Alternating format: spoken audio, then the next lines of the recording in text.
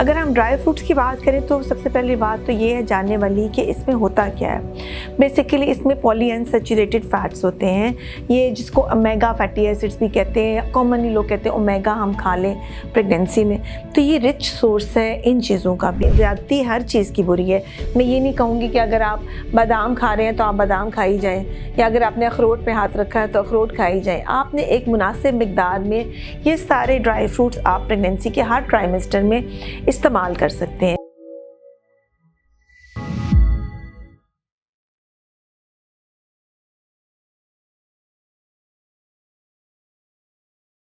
अस्सलाम वालेकुम जी। आज हम बात करेंगे उस क्वेश्चन के बारे में जो कि बहुत कॉमनली पूछा जाता है, मिथ भी है कह लें, कि लोग परेशान होते हैं कि क्या हम प्रेगनेंसी में जो ड्राई फ्रूट्स हैं वो ले सकते हैं या नहीं ले सकते। ये क्वेश्चन अब इस लिहाज से भी बहुत ज़्यादा रेलिवेंट है कि जैसे अब सर्दियाँ आ रही हैं और हमारे जैसा ये कॉमन रिवाज भी है और हम लोग पसंद भी करते हैं कि सर्दियों में हम ड्राई फ्रूट्स का इंटेक जो है वो ज़्यादा कर देते हैं, जो हमें एनर्जी भी देता है और हमें अच्छा भी लगता है खाना। तो ये सवाल जो कॉमनली बहुत ज़्यादा पूछा जाएगा और जा रहा है वो कि क्या आप प्रेगनेंसी में ड्राई फ्रूट्स खा सकते हैं या नहीं। इसका जवाब मैं इस वीडियो में आपको दूंगी। जहाँ तक ड्राई फ्रूट्स का ताल्लुक है तो उसमें ऑलमोस्ट हम सब ड्राई फ्रूट्स की ही बात करेंगे, जैसे कि काजू है, बादाम है, अखरोट है, मूंगफली है। ये कॉमन ड्राई फ्रूट्स हैं जो हम प्रेगनेंसी में इस्तेमाल करते हैं। इवन चलगोज़े वगैरह जो भी ड्राई फ्रूट्स आप इस्तेमाल करते हैं, ये इन सब के बारे में है। अगर हम ड्राई फ्रूट्स की बात करें तो सबसे पहली बात तो ये है जानने वाली कि इसमें होता क्या है।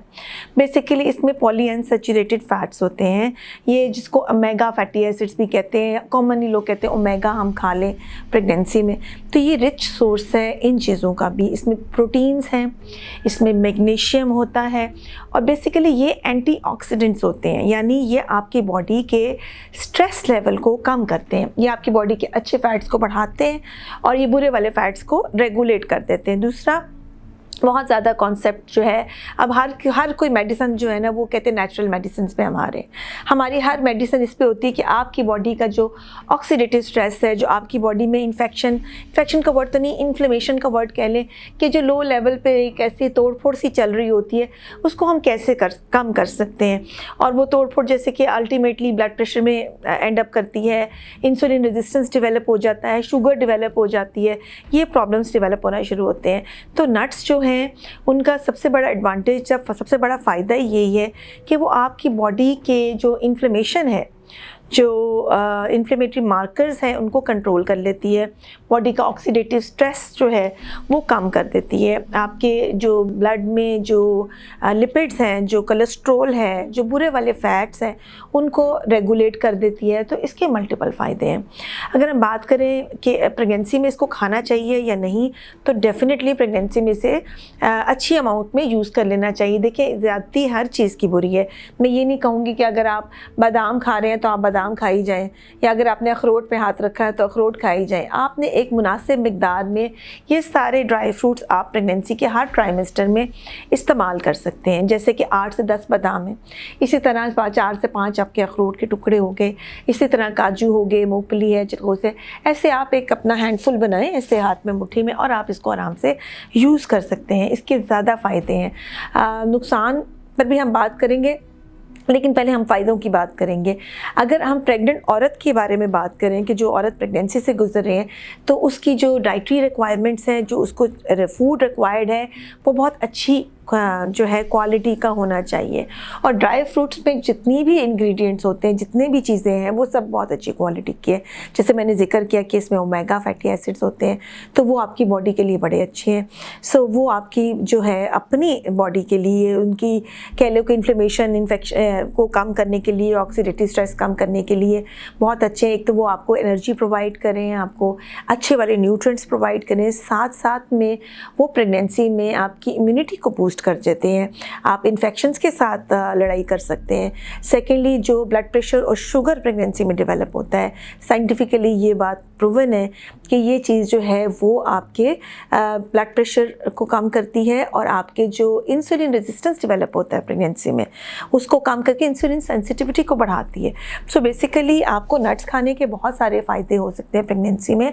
एक तो एनर्जी मिल रही है, इम्यूनिटी बूस्ट हो रही है, सेकेंडली आपको बीमारियों से भी ये बचा रहे हैं। सो ये जो मिथ बना हुआ है कि ये गर्म होते हैं, इसे नहीं खाना चाहिए, तो वो उससे निकल जाएं और आप अपनी प्रेगनेंसी में एक अच्छी अमाउंट में, जैसे मैंने आपको पहले जिक्र किया है कि आप 8-10 बादाम ले लें, बहुत ज़्यादा मत लें। इसी तरह आप थोड़े बहुत अखरोट ले लें, मुख्तलिफ टाइम के ऊपर आप उसको कंज्यूम करें तो वो आपके लिए बहुत बेहतर है। फिर अगर हम बात करें कि बेबी की ग्रोथ के लिए इनकी क्या इंपॉर्टेंस है, तो ये बेबी के लिए भी उतने ही इंपॉर्टेंट है जितने आपके लिए इंपॉर्टेंट है। बच्चे को बोन्स की ग्रोथ के लिए मैग्नीशियम रिक्वायर्ड होता है और इनमें मैग्नीशियम की अमाउंट काफ़ी ज़्यादा होती है। उसके अलावा बेबी की ब्रेन डेवलपमेंट में ये बहुत बड़ा रोल प्ले करते हैं, बच्चे के IQ लेवल को बेहतर करते हैं, बहुत सारी डिजीज़ से बचाते हैं। सो ये मत सोचिएगा कि अगर आप ये बादाम खाएंगे या बहुत ये इस तरह नट्स खाएंगे तो ये गर्म होंगे। अब ये फ़ायदे सिर्फ प्रेगनेंसी तक नहीं है, ये फ़ायदे आगे आपके ब्रेस्ट फीडिंग में भी आपको इसी तरह से बच्चे के लिए और आपके लिए उस टाइम में जो छिले वाला टाइम होता है उसमें भी हेल्पफुल होते हैं। सो अगर आपने ये रिवायत रखी है कि आप प्रेगनेंसी में खा रहे हैं तो छिले वाले टाइम के अंदर भी जो होता है परप्यूरियम जो होता है उसमें भी आप इसको कंटिन्यू करें। इसके फ़ायदे बेशुमार हैं और डेफिनेटली ये आपको हेल्प करेंगे। अगर हम इसके नुकसान की बात करें तो अगर कोई बंदा किसी ड्राई फ्रूट से एलर्जी है, जैसे किसी को अखरोट से एलर्जी है या बादाम से एलर्जी है, तो प्लीज़ उसको कंज्यूम मत करें। और गलती से अगर आपने किसी चीज़ में वो खा लिया है तो फौरी तौर पे एंटी एलर्जिक्स, और अगर वो ज़्यादा अमाउंट में आपको रिएक्ट करके है तो फौरी तौर पे हॉस्पिटल चले जाएं। दूसरा, अगर आप इसको बहुत ज़्यादा अमाउंट में इस्तेमाल करते हैं तो ये आपको डायरिया कॉज कर सकता है, इंडाइजेशन कॉज कर सकता है। प्लस कुछ ड्राई फ्रूट्स होते हैं जो कि आयरन की एब्जॉर्प्शन को रिड्यूस कर देते हैं, जैसे वॉलनट्स वगैरह, लेकिन कुछ ड्राई फ्रूट्स होते हैं जिसमें आयरन खुद से मौजूद होता है। सो ये चीज़ है कि अगर आप हर चीज़ को एक लिमिटेड अमाउंट में इस्तेमाल करेंगे और डेली बेसिस पे यूज़ करेंगे तो फिर उसके फ़ायदे बहुत ज़्यादा हैं। और मेरा टेक होम मैसेज भी यही है कि डरा मत करें, ड्राई फ्रूट्स खाने से ये गर्म नहीं होते, ये आपके लिए और आपके बच्चे की सेहत के लिए ज़रूरी है। अगर आप इन्हें अफोर्ड कर सकते हैं, खा सकते हैं, जो वाला भी अफोर्ड कर सकते हैं। अगर आप महंगे वाला अफोर्ड नहीं करते तो आप ये जो सस्ते में मिल जाते हैं आपको, मूंगफली वगैरह होते हैं, ये कंपैरेटिवली आप अफोर्ड कर सकते हैं तो ये भी आपकी सेहत के लिए अच्छे होते हैं।